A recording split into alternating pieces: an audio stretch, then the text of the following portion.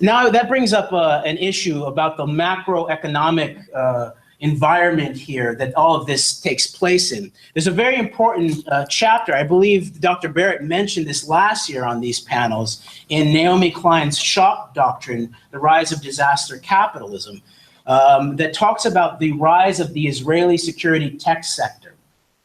Of course, there's issues with the shock doctrine in the book. Naomi Klein does a very powerful economic analysis, but her geopolitical analysis is obviously failing. In this chapter on the rise of the Israeli security tech sector, she takes time out to make sure that people know that she doesn't believe any of the conspiracy theories that she's heard from people of color, whether in New Orleans and the levees or in Southeast Asia in terms of tsunamis and weather weaponry, that type of scenario.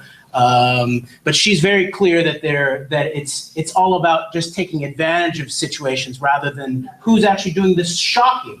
Doesn't the shock doctrine, isn't that come out of CIA psychiatry, MK Ultra?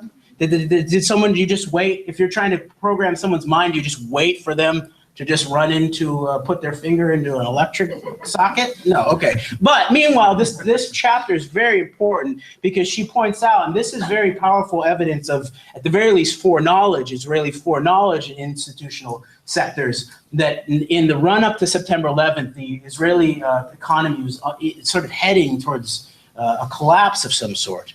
They put all of their chips into these security sectors, into counterterrorism, and then in the years since, they've basically become, I'd say, the prime mover and shaker globally are in these sectors. So they're sort of the non-aligned party.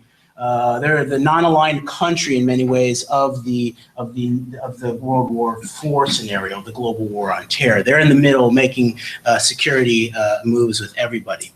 So people should look into that chapter. It's really important. It brings up the issue of is this a long-term plan, a strategic plan coming out of Israeli military intelligence combined with human intelligence, Mossad, relations with Shin Bet in terms of as a domestic operation, FBI operation, to dominate the security sector, to dominate the technology sector globally. And in fact, it does look like that. We begin to see Israeli companies all around the world, especially in the United States, but increasingly all around the world in these key areas, including in infrastructure, critical infrastructure, a lot of the back ends of our computer systems. If you look at September 11th, there's definitely P-Tech and MITRE. Chris Boleyn has done very interesting analysis of what was going on behind the scenes and how that was part of the September 11th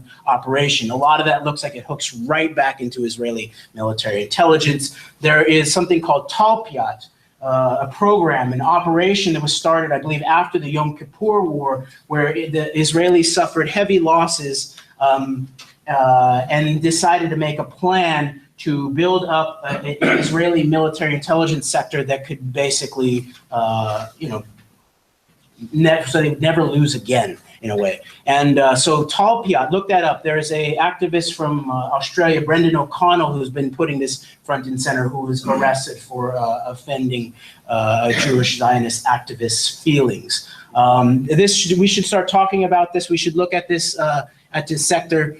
The Technion is basically a combination of the Israeli MIT and Caltech, all feeding military technology. Of course, that's sort of what Caltech and MIT are too. But what this is, the Talpiot folks, it's a very elite group. It's dozens, maybe a year at the most. They get trained not only in mathematics, engineering, but also special forces operations, Green Beret type scenarios. Okay, you have Unit 8200. That's of course the Israeli NSA. They're up to their necks in things like the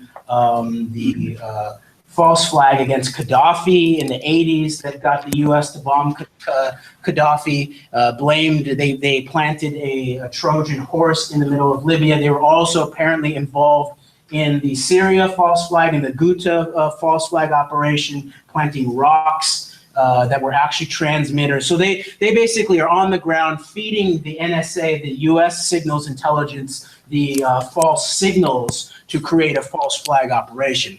Stuxnet, of course, is the best example of this, what Brendan O'Connell has termed kill switch diplomacy. In the Edward Snowden film, it does show how it doesn't talk about the Israeli perspective on this, but it talks about how everything's tripwired. All the grids around the world are tripwired. So in a certain way, you could consider this an extension of the Samson option. This is what the FST, their biometrics, they also have these kits so you can take into other spaces. So it's not only a hard, a fixed operation in your building, in the Jewish installations that have contracted, but you could bring it maybe into a library or to protect, there's maybe, for example, the need to set up a temporary security perimeter around a VIP. So, and here's an example of what it actually looks like. You see people's faces, it identifies them, it hooks up into databases. What databases, we don't know yet, but I'm interested.